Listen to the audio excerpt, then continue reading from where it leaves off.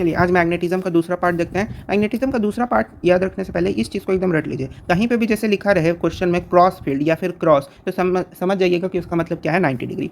अब magnetic effect of current को शुरू करते हैं। मैग्नेटिक इफेक्ट ऑफ करंट में सबसे पहला आता है आपका बायो सावर्ट्स लॉ। ये वीवीआई लॉ है, इसको एकदम ध्यान में रखिएगा, एग्जाम में कई बार पूछा जा चुका है।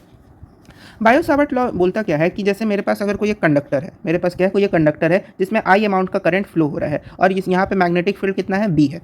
तो हमने क्या किया कि इस कंडक्टर में एक स्मॉल एलिमेंट डीएल को क्या किया, कट किए, और यहाँ से आर डिस्टेंस पे हमको डीबी यानी क्रॉस डीबी जो है मैग्नेटिक फील्ड है, तो इस आर पॉइंट पे जो नेट डीबी होगा यानी इस डीबी का जो मैग्नीट्यूड होगा वो कितना होगा, वही हमको बायो सावर्ट लॉ बताता है। तो डीबी का मैग्नीट्यूड वेक्टर फॉर्म में होगा, vector DB is equal to mu not upon 4 pi into I vector DL cross vector B by R cube. अब यहाँ पे ध्यान से समझो, जैसे याद करो इलेक्ट्रोस्टैटिक फोर्स में जब कूलम्स फोर्स पढ़ते थे यानी कूलम्स लॉ, तो वहाँ पे होता था के Q1 Q2 by are square, यानी वहाँ पे के जो है वो क्या होता था 1/4 पाई एप्सिलॉन नॉट। ठीक उसी तरीके से बायो सावर्ट लॉ में के की जगह है म्यू नॉट अपॉन 4 पाई और यहाँ पे है I D L vector D L cross vector B by R cube. जैसे वहाँ पे 1/4 पाई एप्सिलॉन नॉट होता था, तो ध्यान रखना यहाँ पे म्यू नॉट जो है ना, म्यू नॉट अगर जो है वो 1/एप्सिलॉन नॉट, यानी दोनों एक दूसरे का रेसिप्रोकल है। अगर मैग्नेटिज्म और इलेक्ट्रिक फील्ड से कंपेयर करें तो दोनों एक दूसरे का क्या है, रेसिप्रोकल है। तो डीबी का ये वेक्टर फॉर्म हो गया। मैग्नीट्यूड में देखें तो DB is equal to mu not upon 4 pi I D L sine theta upon R square. ये वाला रिजल्ट आपको याद रखना है, दोनों रिजल्ट, जिसमें म्यू नॉट जो होता है इसको बोलते हैं परमिएबिलिटी ऑफ एयर, वहाँ पे एप्सिलॉन नॉट क्या होता था, परमिटिविटी ऑफ एयर, और यहाँ पे म्यू नॉट क्या है, परमिएबिलिटी ऑफ एयर, जिसका डायमेंशनल फॉर्मूला लिखा हुआ है, याद कर लीजिएगा। डीएल क्या है, यहाँ पे आईडीएल क्या है, आईडीएल को यहाँ पे करंट एलिमेंट बोलते हैं। क्या बोलते हैं, करंट एलिमेंट, जिसका एसआई यूनिट क्या होता है, ampere metre. Magnetic dipole moment का पिछले वीडियो में आप लोग देखोगे एसआई यूनिट क्या था, एम्पियर मीटर स्क्वायर, और यहाँ पे इसका एसआई यूनिट क्या है, करंट एलिमेंट का एम्पियर मीटर। दोनों अलग अलग चीज़ है। यहाँ पे भी जो डीएल का डायरेक्शन होगा वो करंट के डायरेक्शन में होगा, जैसे करंट कैरिंग कंडक्टर में होता था। अब यहाँ पे एक चीज़ ध्यान रखिएगा, म्यू नॉट अपॉन 4 पाई का वैल्यू तो 10⁻⁻7 होता है, लेकिन अगर कोई पूछे कि केवल म्यू नॉट का क्या वैल्यू होता है, तो म्यू नॉट का केवल वैल्यू, म्यू नॉट का वैल्यू होता है 4 pi into 10⁻⁻7। Mu not upon 4 पाई बोले तब 10⁻⁻7, लेकिन केवल म्यू नॉट बोले तो 4 पाई इंटू 10⁻⁻7। इसका एसआई यूनिट होता है टेस्ला मीटर पर एम्पियर। अब यहाँ पे देखिए, कोई भी करंट कैरिंग कंडक्टर है, उसके लेफ्ट साइड में क्या होगा, डॉट बी, और राइट साइड में क्रॉस बी। इस चीज़ को याद रख लीजिए, रट लीजिएगा एकदम, इस चीज़ को एकदम याद कर लीजिएगा कि कोई भी अगर करंट कैरिंग कंडक्टर है उसके लेफ्ट साइड में हमेशा क्या होगा, डॉट फील्ड। अगर करंट कैरिंग कंडक्टर राइट की तरफ है, जैसे यहाँ पे अगर हम कॉपी को थोड़ा ऐसे घुमाएं तो आप थोड़ा ध्यान से समझ पाओगे कि कोई भी करंट कैरिंग कंडक्टर जिस डायरेक्शन में करंट फ्लो कर रहा होगा उसके हमेशा लेफ्ट साइड क्या होगा, डॉट बी, और राइट साइड क्या होगा, क्रॉस बी। और वहीं उस करंट कैरिंग कंडक्टर के दोनों एंड पे, यानी बी, जैसे यहाँ पे देखो ये करंट कैरिंग कंडक्टर है, आई अमाउंट का करंट है, तो इसके पीछे और आगे दोनों तरफ जो नेट मैग्नेटिक फील्ड है वो क्या हो जाएगा, जीरो हो जाएगा। तो ये दोनों कंडीशन को आपको ध्यान में रखना है। एक क्वेश्चन है कि एबीसी जो है एक इक्विलेटरल ट्रायंगल है जिसका साइड जो है 10 सेंटीमीटर है, और सीडी जो है वो एक current element of strength 0.2 ampere metre. देखो करंट एलिमेंट का यहाँ पे एसआई यूनिट से पता चल जाएगा, एम्पियर मीटर किसका एसआई यूनिट होता है, करंट एलिमेंट का, तो यहाँ दिया भी हुआ है। तो calculate the magnetic field induction at A, तो ए पे मैग्नेटिक फील्ड इंडक्शन पता करना है, यानी इस पॉइंट पे मैग्नेटिक फील्ड इंडक्शन पता करना है। सीडी जो है आपका करंट एलिमेंट है, तो देखो CD अगर मेरा करंट एलिमेंट है तो B और C पॉइंट पे तो मैग्नेटिक फील्ड जीरो हो जाएगा। यहीं पे अभी देखे हो कि एक कोई भी अगर करंट फ्लो कर रहा है तो उसके आगे और पीछे नेट मैग्नेटिक फील्ड जीरो, तो यानी कि B और C के कारण नेट मैग्नेटिक फील्ड क्या हो जाएगा, जीरो। तो सीधे बायो सावर्ट लॉ लगाएंगे, तो म्यू नॉट अपॉन 4 का वैल्यू, 4 पाई का वैल्यू डाले 10⁻⁻7। आईडीएल करंट एलिमेंट का वैल्यू हमको दे ही दिया है 0.2, उसको डाल दिए। साइन थीटा, साइन का वैल्यू यहाँ पे क्या हो जाएगा, साइन का वैल्यू यहाँ पे 90 डिग्री होगा, साइन 90 डिग्री बन हो जाता है। और नीचे में आर का वैल्यू जो है वो क्या हो जाएगा, सेंटीमीटर में दिया हुआ है, तो इसको मीटर में कन्वर्ट कर देंगे, 5√3 इंटू 10⁻⁻3।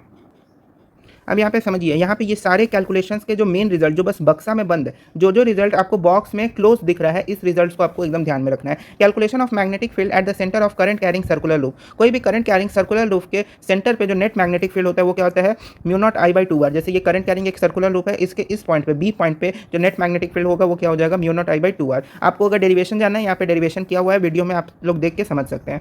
हम जल्दी आगे बढ़ते हैं। Magnetic field at the centre of a current carrying circular arc, अगर एक करंट कैरिंग सर्कुलर आर्क है जो कि थीटा एंगल बना रहा है, तो उस केस में जो नेट मैग्नेटिक फील्ड होगा सर्कुलर आर्क का वो होगा mu not I by 2 R, theta by 360 degree.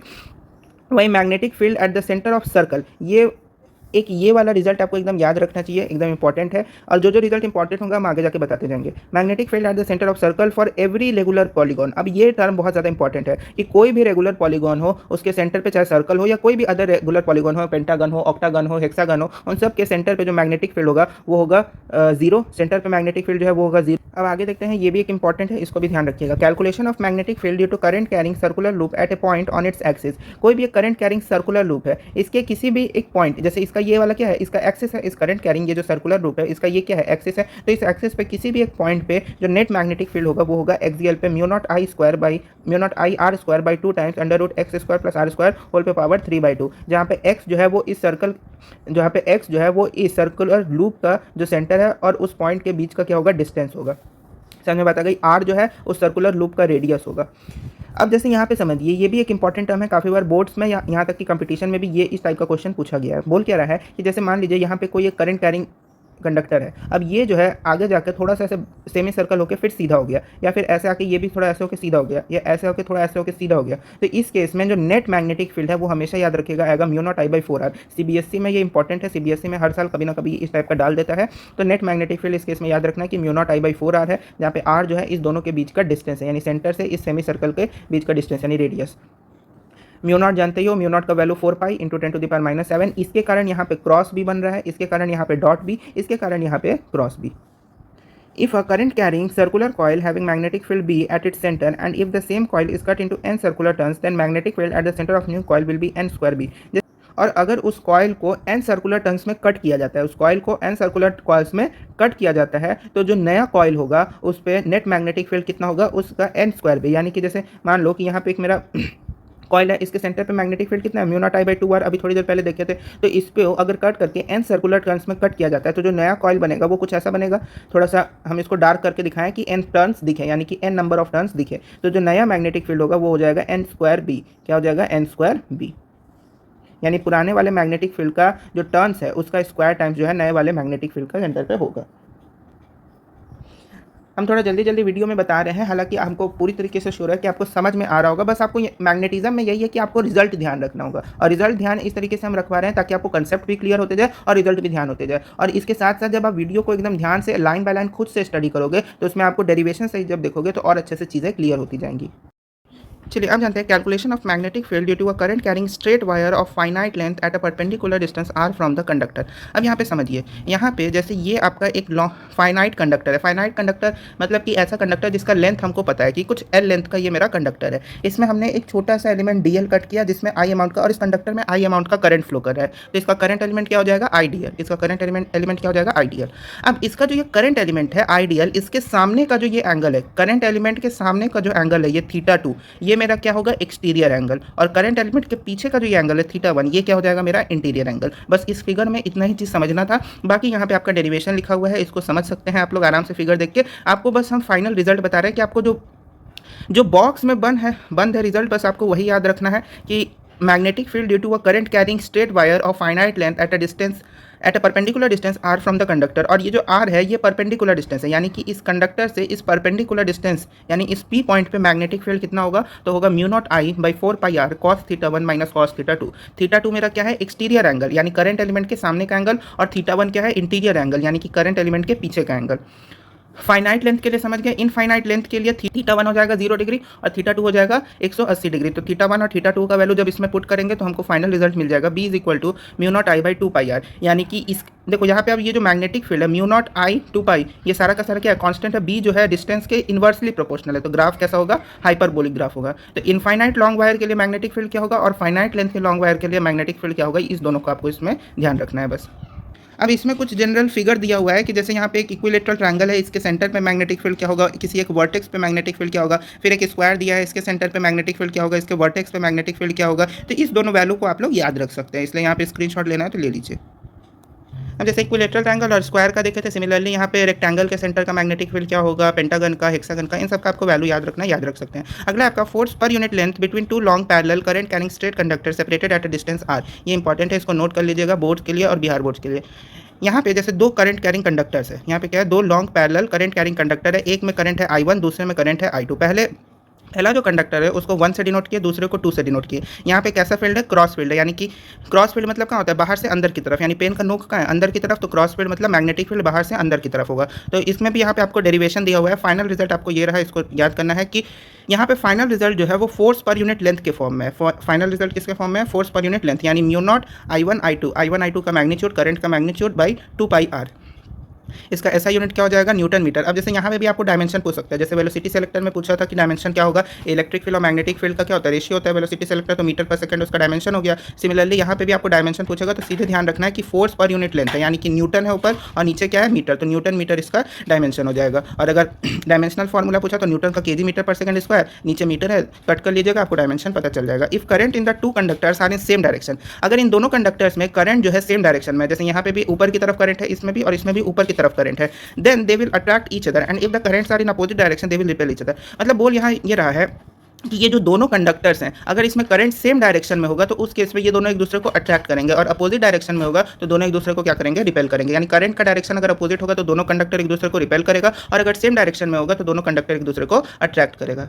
अब यहाँ पे ये एक इंपॉर्टेंट रिजल्ट है, इसको थोड़ा नोट कर लीजिएगा कि ये आपको सीबीएसई में, खासकर सीबीएसई बोर्ड्स में आपको ये रिजल्ट बोल देता है कि 1 एम्पियर का डिफिनीशन बताइए। तो 1 एम्पियर का डिफिनीशन 10th क्लास वाला नहीं बताना है, यहाँ पे अलग है, इसको एकदम नोट कर लीजिएगा कॉपी में, सीबीएसई में आ जाता है। If two long parallel current carrying straight conductors are separated at a distance of 1 metre, दो long parallel current carrying straight conductors है जो कि 1 मीटर डिस्टेंस पे अगर सेपरेटेड है, and if the force on the unit length of either wire is 2 × 10⁻⁻7 Newton, और उन दोनों वायर्स में से, क्योंकि दो वायर है, दोनों 1 मीटर डिस्टेंस पे सेपरेटेड है, और उन दोनों में से किसी भी एक पे फोर्स जो है अगर 2 × 10⁻⁷ न्यूटन का लग रहा है, तो जो करंट होगा ईच वायर में वो 1 एम्पियर का होगा। तो इस डिफिनेशन को एकदम याद कर लीजिए, ये आपके एग्जाम में आ सकता है। अब यहाँ पे थोड़ा ध्यान दीजिएगा, एम्पियर्स का सर्कुलर लॉ, जैसे गॉस लॉ हम लोग पढ़े थे इलेक्ट्रोस्टैटिक्स में लास्ट में, इलेक्ट्रिक फ्लक्स कैपेसिटर के पास गॉस लॉ पढ़े थे, ठीक उसी तरीके से यहाँ पे एम्पियर का सर्कुलर लॉ है। बोल के रहे the line integration of magnetic field over a close plane, वो क्लोज प्लेन कैसा होना चाहिए, 2D, चाहे सर्कुलर प्लेट हो, स्क्वायर हो, रेक्टेंगुलर प्लेट हो, कैसा भी हो, तो line integration of magnetic field over a close plane is equal to μ0 times the current encloses through the plane. यानी सिंपल यहाँ पे जैसे वहाँ पे गॉस लॉ में चार्ज होता था, enclose charge by epsilon not होता था, ठीक यहाँ पे उसका उल्टा है, म्यू नॉट है, एप्सिलॉन नॉट के बदले क्या, म्यू नॉट। देखो यहाँ पे हम अभी शुरुआत में जब मैग्नेटिज्म शुरू किए थे तो बताया था म्यू नॉट क्या होता है, 1 बाई एप्सिलॉन नॉट होता है, तो 1 बाई एप्सिलॉन नॉट के बदले यहाँ पे क्या है, म्यू नॉट, और आई इनक्लोज के, चार्ज इनक्लोज के बदले क्या है, आई इनक्लोज, यानी करंट इनक्लोज।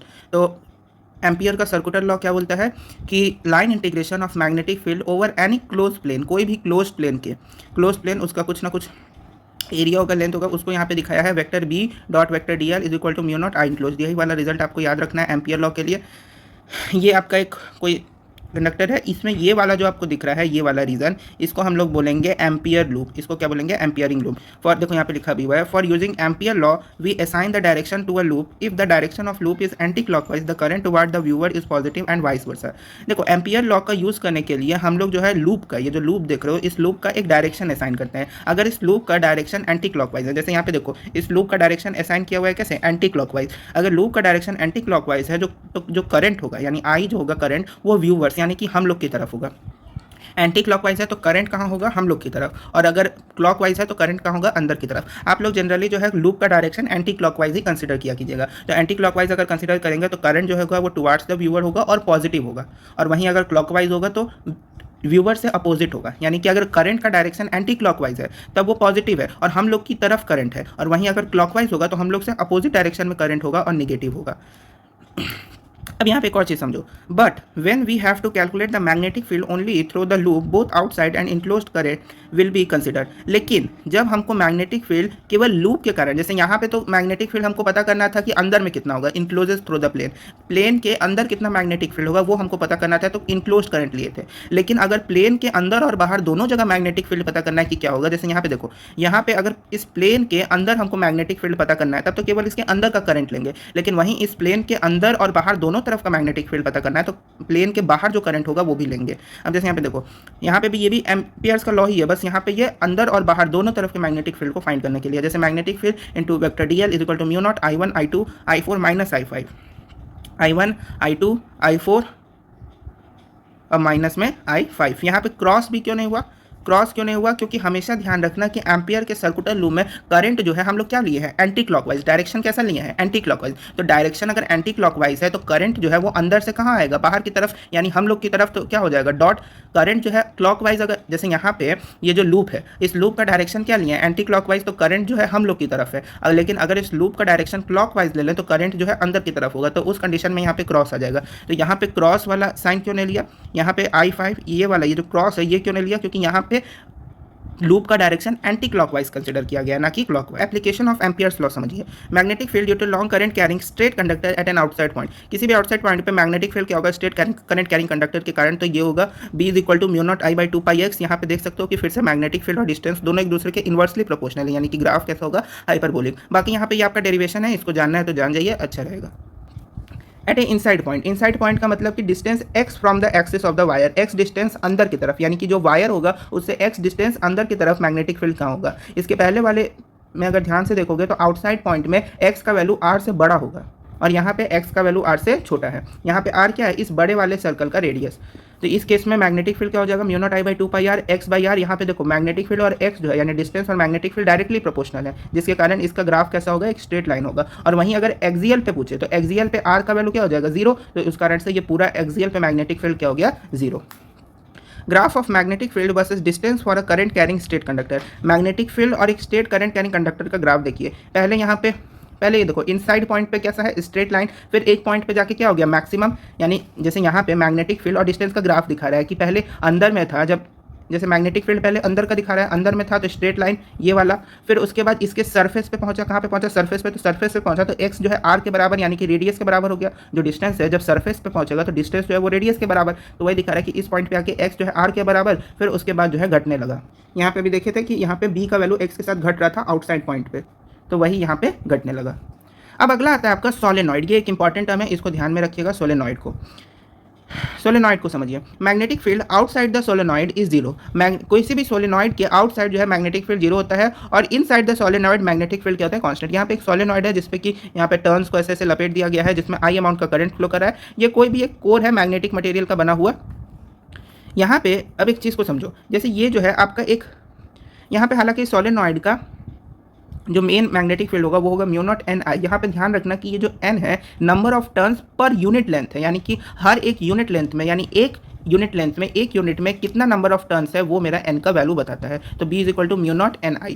इस चीज़ को यहाँ पे ध्यान रखिएगा और इस डेरिवेशन को आप लोग देख सकते हैं, बहुत आसानी से समझ में आ जाएगा। यहाँ पे ये जो रेड पेन से लिखा हुआ है ये इसका कारण लिखा हुआ है कि 0 जो है यहाँ पे क्यों हुआ, तो कारण लिखा हुआ है। और साथ ही साथ यहाँ पे ध्यान रखिएगा कि ये जो डॉट है, ये यहाँ पे करंट का डायरेक्शन है। किसका डायरेक्शन है, करंट का, ना कि मैग्नेटिक फील्ड का। ये जो डॉट है किसका डायरेक्शन है, करंट का। और यहाँ पे किसका है, क्रॉस का।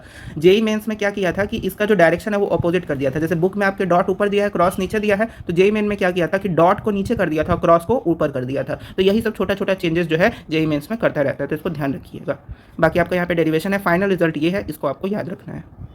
अगला है आपका टोरॉइड। टोरॉइड खासकर सिलेबस में नहीं है, लेकिन कभी कभार ये एग्जाम में आ जाता है, तो इसको एकदम समझ लीजिए। टोरॉइड जो होता है कुछ नहीं, बस जो सोलेनॉइड होता है उसको गोल कर दो, सोलेनॉइड को क्या कर दो, गोल कर दो, तो वही मेरा क्या हो जाएगा, टोरॉइड हो जाएगा। Ends of solenoid join together then we get a toroid. एक सोलेनॉइड है, उसके इंड को जॉइन कर दो तो एक टोरॉइड मिल जाता है। मैग्नेटिक फील्ड, अगर टोरॉइड के सेंटर पे मैग्नेटिक फील्ड कितना होता है, 0। उसका डेरिवेशन यहाँ है, फाइनल रिजल्ट है b is equal to mu naught capital NI by 2πr। वहाँ सोलेनॉइड के केस में स्मॉल n था, स्मॉल n क्या था, number of turns per unit length, और यहाँ पे कैपिटल N है जो कि है केवल नंबर ऑफ टर्न्स।